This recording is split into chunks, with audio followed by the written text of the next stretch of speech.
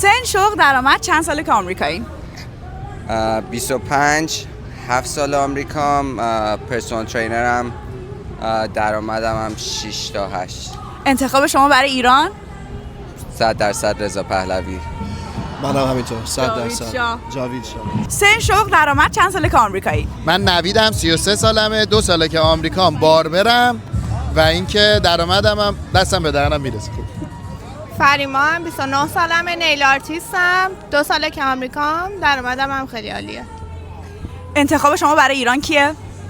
تیشرت هم معلومه. آف کورس رضا پهلوی. سن، شغل، درآمد، چند ساله که آمریکایی؟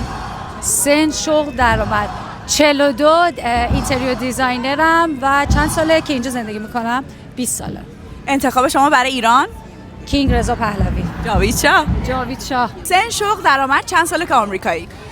من الان 20 سال آمریکام، ولی اینا اصلا مهم نیست. میخواستم بگم که شاهزاده رضا پهلوی الان 47 ساله بدونی که خسته بشه، بدونی که ناامید بشه، با پشت کار شب و روز مبارزه کرده و ما با وجود اینه که تمام بار فشار و دشمنی و مخالفت و همه چیز هم روی دوشش بوده، ولی با همه اینا هیچ موقع نه کم آورده، نه خسته شده، نه ناامید شده. ما باید همچنان ما هم قوی و محکم و امیدوار پشت ایشون وایسیم و مبارزه کنیم به هدفمون برسیم.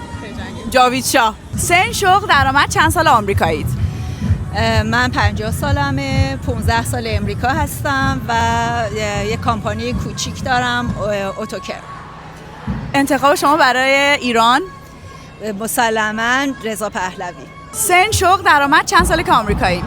53 سالمه، 32 سال آمریکا هستم، شغل کانفیدنشال و کینگ رضا پهلوی فور ایران.